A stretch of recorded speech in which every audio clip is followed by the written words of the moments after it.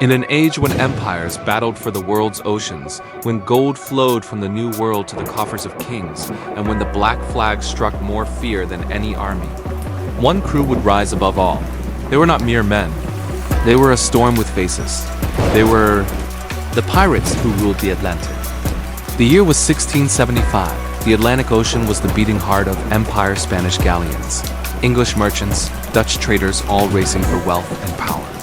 But with every treasure fleet came shadow ships that answered to no nation, no law, only the call of the sea. From the smoldering ruins of the Caribbean's wars, a legend was born, a crew so feared. Their name was whispered in taverns from Havana to Port Royal.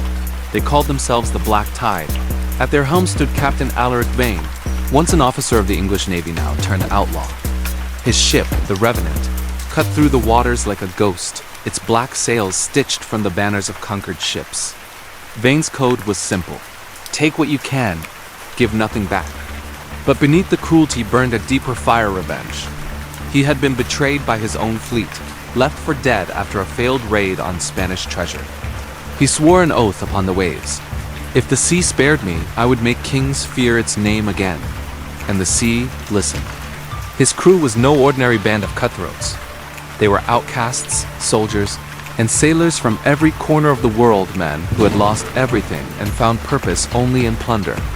There was Isabella Iron Eye Cortez, a Spanish noblewoman turned pirate queen, deadly with a flintlock and colder than the depths. Jean du Loup, the French helmsman who claimed to navigate by the scent of blood. And Kofi the Silent, a former slave who fought with twin cutlasses, said to have been forged from the chains that once bound him. Together, they formed the most ruthless brotherhood ever to sail the Atlantic. In the summer of 1679, word reached Vane of a Spanish treasure fleet sailing from Cartagena escorted by the San Miguel, the most heavily armed galleon ever built. It carried the wealth of a continent: gold, silver, emeralds, and the pride of Spain. For any sane man, it was suicide. For Captain Vane, it was destiny. For days, the Revenant stalked the fleet like a predator beneath the waves. Then, on the night of a moonless sky, a storm came perfect cover. The black tide struck. Flashes of cannon fire lit the sea. Sails burned. The San Miguel roared back with 100 guns, tearing through the night. But the Revenant did not yield. Vane steered his ship straight into the enemy broadside, a maneuver so reckless it defied reason. The two ships collided, iron against oak, chaos against courage. Boarding hooks flew. Steel clashed, men screamed. And atop the quarterdeck, Vane met the Spanish admiral in single combat. Legend says Vane fought like a man possessed, cut, bloody, but unstoppable. When the admiral fell, he raised his blade to the heavens and roared, "The sea has no masters." By dawn, the San Miguel burned upon the waves. The black tide had claimed its greatest prize, but victory had its cost. The crowns of Europe united in fury. A bounty higher than any before was placed on Vane's head. Every navy, every hunter, every rival pirate turned against them. The Atlantic became a net of steel. And one by one, the black tide fell. In the winter of 1682, off the coast of the Azores, the Royal Navy cornered the Revenant. 3 warships against 1. No escape, but Vane did not flee. He turned to his crew and spoke, "Men, we were never promised tomorrow. So let us make tonight echo through eternity." And they sailed headlong into legend. The battle raged until dawn. When the smoke cleared, the sea was littered with wreckage. The Revenant was gone, claimed by the ocean it had once ruled. Some say the black tide went down singing. Others swear, on nights of storm, you can still hear their voices in the wind. Centuries have passed, but their legend endures. Not in the pages of kings or the prayers of priests, but in every tale whispered by sailors who dare the deep. For the black tide was more than men, it was freedom, fury, and fate itself. And as long as the sea remembers, the pirates who ruled the Atlantic will never truly die. Thanks for watching. If you enjoyed this tale of the high seas, be sure to like, subscribe, and hit that bell to join us on our next adventure into history's greatest legends. Imagine the vast, unforgiving Atlantic Ocean in the 17th century, a world of exploration, trade, and immense wealth. But where there's treasure, there are always those who will stop at nothing to take it. This wasn't just an era of merchant ships and naval fleets. It was the golden age of piracy, and among the countless crews who terrorized the seas, one name stood above all others, a name that struck fear into the hearts of sailors from the Caribbean to the coast of Africa. Today, we're diving deep into the story of the most dangerous, most successful, and most feared pirate crew of the 17th century. Forget what you've seen in the movies. The reality was far more brutal, far more cunning, and infinitely more fascinating. We read talking about a time when a single pirate ship could bring the entire Atlantic trade to its knees. These weren't just common thugs. They were master strategists, expert navigators, and ruthless fighters. They operated under their own code, a twisted democracy where the captain was elected and the loot was divided, but where disobedience was met with swift and brutal justice. To understand their dominance, we need to travel back to the early 1690s. The great European powers were constantly at war, and they employed privateers, essentially legal pirates, to disrupt enemy shipping.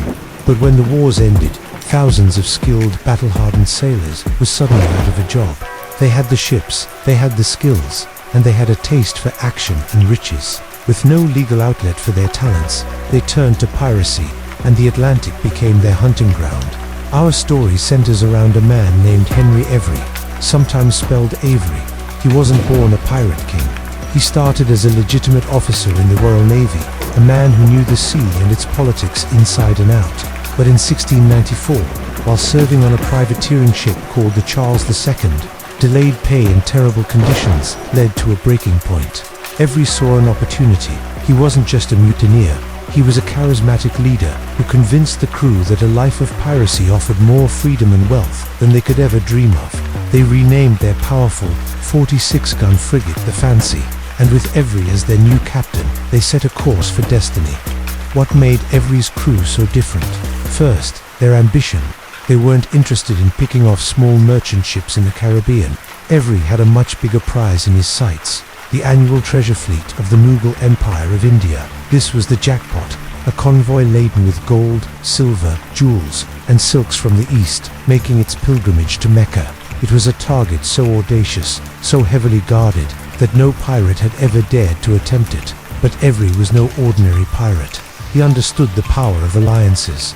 Along the way, he joined forces with other notorious pirate captains, including Thomas Tew. Together, they formed a small but formidable squadron.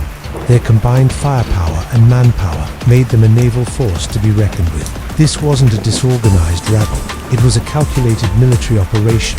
They patiently waited at the mouth of the Red Sea, a strategic choke point for the Mughal fleet. In September 1695, their moment came. They spotted their prey, the Ganga Sawai, the Mughal emperor's largest ship, a floating fortress armed with 80 cannons and carrying hundreds of soldiers. Accompanying it was a smaller escort ship, the Fateh Muhammad. The pirates attacked. The initial battle was fierce. The Fateh Muhammad was captured relatively easily, yielding a handsome prize of around £50,000 sterling. But the Ganga Sawai was the real target.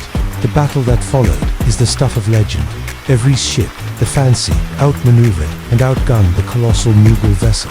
A lucky shot from the Fancy took down the Ganga Sawai's mainmast, crippling it. Another cannonball exploded one of the Mughal ship's own cannons, causing chaos and panic on its deck. The pirates boarded, and what followed was a brutal, merciless assault. They overwhelmed the defenders and seized the ship. The treasure they found was beyond their wildest dreams. It is estimated that the total haul from both ships was worth up to £600,000 sterling. That's the equivalent of over $100 million today. It was the single richest heist in the history of piracy. Each ordinary crew member walked away with a lifetime's fortune, making them the wealthiest pirates in the world. Captain Every himself became known as the arch-pirate and Longben, but this incredible success came at a terrible cost. The news of the attack on the pilgrimage fleet, a sacred voyage, sent shockwaves across the globe. It wasn't just theft, it was seen as an act of sacrilege. The Mughal emperor was enraged and threatened to sever all trade with the English East India Company unless the pirates were brought to justice. This wasn't just a matter for local authorities anymore. It became an international incident. The East India Company and the English Crown were forced to act. They put an enormous bounty on Henry Every's head, launching the first ever worldwide manhunt in history. This is what truly cemented the crew's legendary status. They weren't just being chased by a few naval ships. The entire world was looking for them. Knowing they were the most wanted men on the planet, Every and his crew needed to disappear. They sailed across the Atlantic, not to the usual pirate havens like Jamaica or Tortuga, which were now too dangerous, but to the Bahamas. There, they bribed the local governor with gold and ivory tusks to grant them refuge and protection. For a short time, it seemed they had gotten away with it. They lived like kings, their pockets overflowing with Mughal gold. But the pressure from London was immense. The manhunt intensified. Realizing the Bahamas were no longer safe, the crew decided to split up. Some tried to blend in, buying land and settling down in the American colonies. Others attempted to sail for Ireland, hoping to receive a royal pardon that was rumored to be on offer. This decision to separate would be their undoing. One by one, members of the crew were captured. Several were arrested in Ireland and brought back to London for a highly publicized trial. 6 of them were found guilty and hanged. Their executions were a stark warning to all who would follow the pirate's path. But what about the mastermind, Henry Every, the arch-pirate himself? This is where the story turns from history into legend. Henry Every vanished.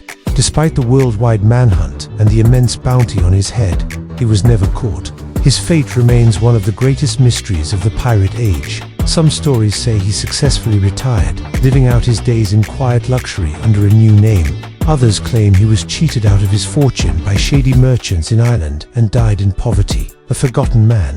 The truth is, we'll likely never know, but his disappearance only added to his myth. He was the one who got away, the pirate who pulled off the biggest score in history and then vanished into thin air, leaving the world's most powerful empires chasing shadows. The legacy of Henry Every and his crew is immense.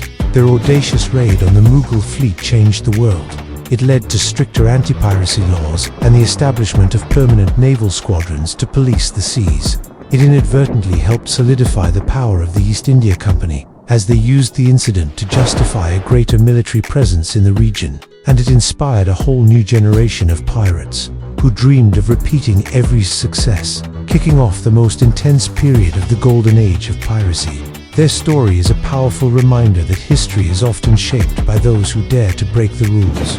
They were ruthless criminals, yes, but they were also brilliant tacticians and bold adventurers who challenged the established order and, for one brief, shining moment, ruled the Atlantic. They weren't just a crew, they were an empire of their own, built on courage, cunning, and an insatiable lust for gold. And their captain, Henry Every, remains the undisputed king of the pirates, the most successful and the most mysterious outlaw the world has ever known. Thanks so much for watching. If you're fascinated by the real stories of history's most notorious figures, make sure to hit that subscribe button and ring the bell so you don't want to miss our next deep dive.